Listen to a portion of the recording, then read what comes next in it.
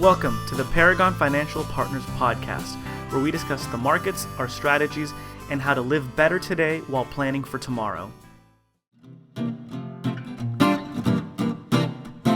Hello, and welcome to the Paragon Podcast. My name is Elean Mendoza, and I'm here with Evan Shorten, the firm's founder and principal. Hello, I'm Evan Shorten, and thank you for listening to our podcast.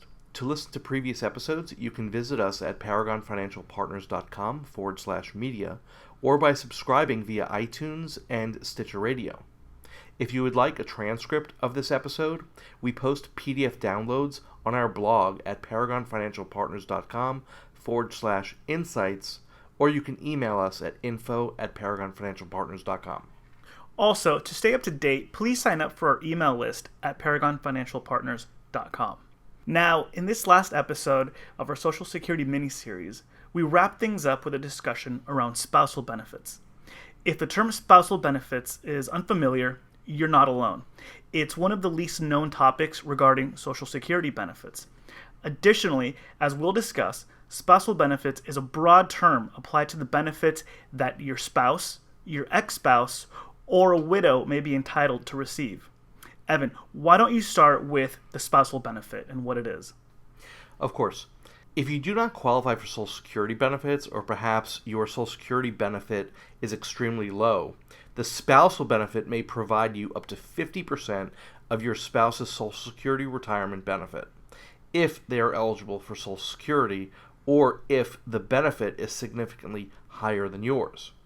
Now, while that may seem straightforward, it's important to break down a few important things.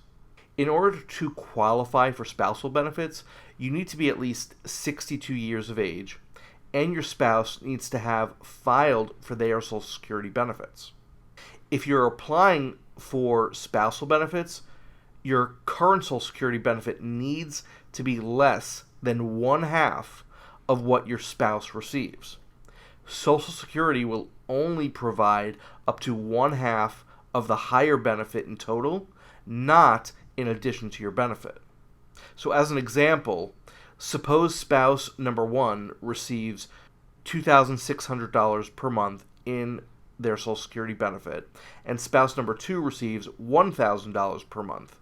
If spouse number two applies for Social Security benefits based on spouse number one's record, the maximum they can receive is $300 in addition to the $1,000 they already receive, for a total benefit of $1,300. In no way will Social Security pay more than 50% of spouse number one's benefit. If spouse number two were to receive $2,000 per month in benefits, they would not be eligible for the spousal benefit because their own benefit already surpasses the benefit of spouse number one. So, Evan, since the spousal benefit is based on the earnings record of the higher earning spouse, and you cannot apply for spousal benefits until the higher earner has applied for theirs, what happens if the higher earner applies for Social Security benefits before reaching their full retirement age, or if they delay applying for benefits until age 70? So here's where things start to get tricky. Because the spousal benefit is based on your spouse's retirement, if they retire before their full retirement age and receive a reduced benefit, the spousal benefit will be based on their reduced Social Security benefit as well. If your spouse retires at age 62 and only receives 75% of their full benefit, your spousal benefit will be based on that reduced amount. Furthermore, if you apply for Social Security at age 62, your spousal benefit will also be reduced because you applied early as well. Let me give an example. Suppose your spouse is eligible to receive a $2,600 monthly benefit at their full retirement age, but retires at age 62 and only receives 75% of their benefit. Your spouse's monthly benefit is now reduced from $2,600 to $1,950. If you were also to retire at age 62 and collect your benefits would also be reduced to 75%. In other words, your spousal benefit at your full retirement age would be 50% of $1,950, leaving you with a $975 monthly benefit.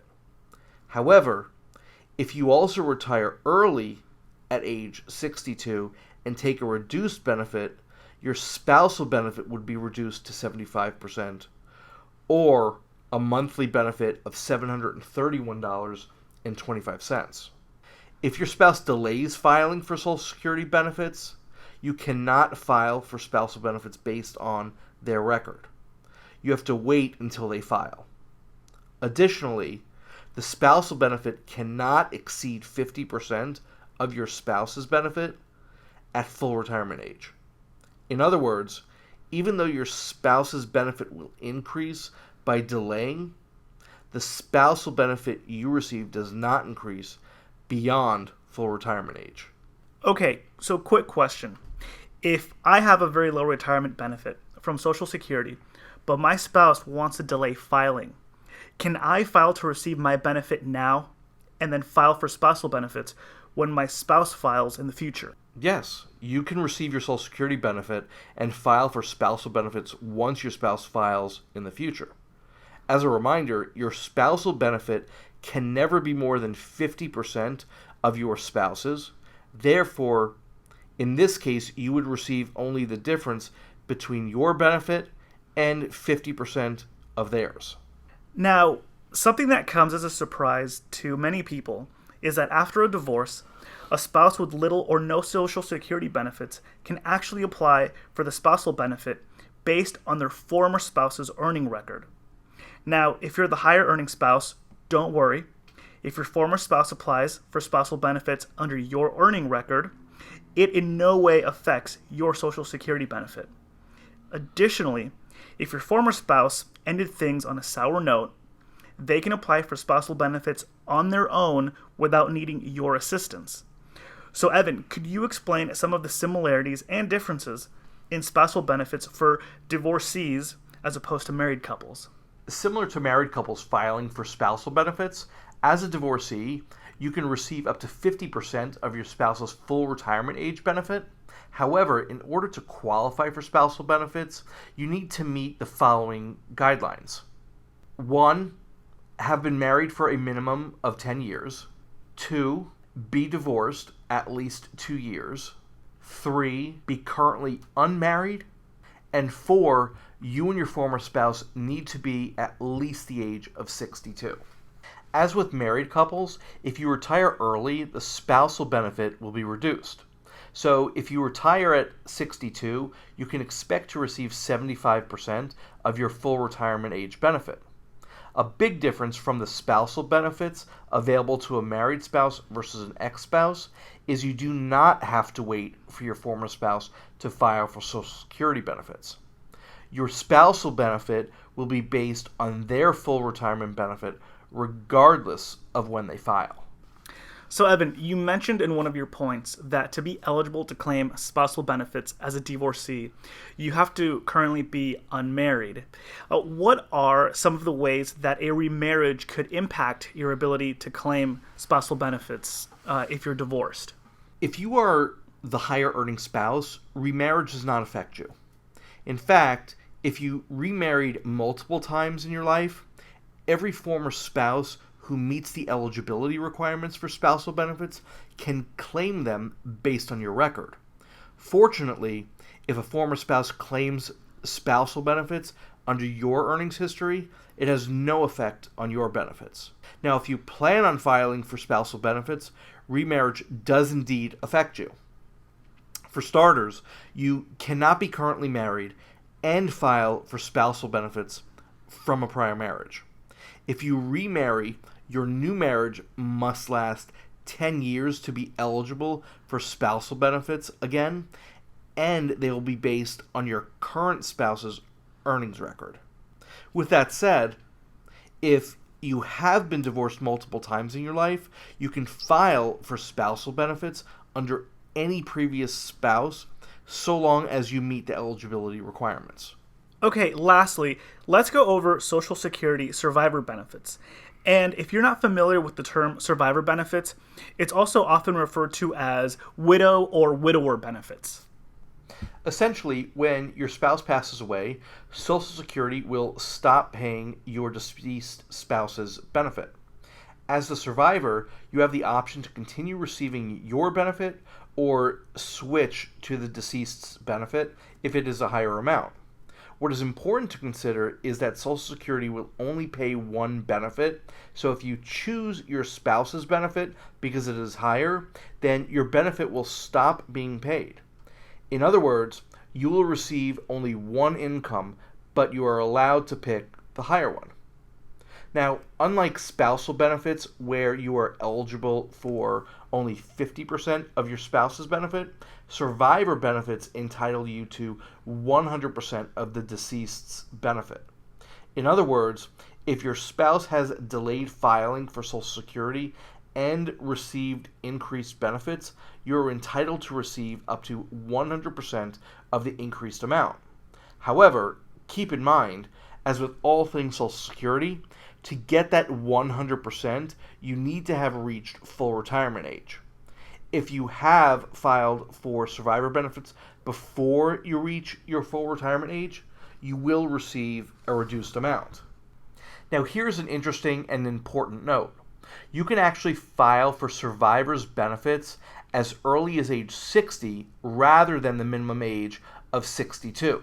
However, if you file for survivor benefits at age 60, you will only receive 71.5% of your deceased spouse's benefit, which is a greater reduction than the typical 75% at 62. One last note before we wrap things up. If you remarry after becoming widowed, you will not be eligible for a survivor benefit unless you are age 60 or older when you remarry. Okay, thanks, Evan. This was a longer than usual podcast episode, packed with a lot of information, and we hope that you stuck with us till the end. Social Security is an immense subject and should be reviewed thoroughly. As much as we would like to provide you with all the knowledge you need to make the best decision for your personal situation, Social Security is too big of a subject for us to cover in only one podcast. It's important for you to speak with your financial planner and the Social Security Administration when it comes to navigating the various rules of Social Security, especially when you're trying to make the best decision for yourself. Please remember, this information is for educational purposes, and your specific situation deserves personal attention. We welcome you to reach out to us at info@paragonfinancialpartners.com or by giving us a call at our office at 310-557-1515. Again, thank you for listening, and don't forget to subscribe to our podcast on iTunes or Stitcher Radio. Paragon Financial Partners, Inc. is a registered SEC investment advisor. The broadcast is for informational purposes only and should not be considered as a solicitation or offer to purchase or sell securities. The financial strategies and guidelines discussed herein may not be appropriate for everyone, as each individual circumstance is unique. Please review all tax information with your tax professional. Please review all legal information with your legal professional. We hope you enjoyed the Paragon Financial Partners podcast. And again, thank you for listening.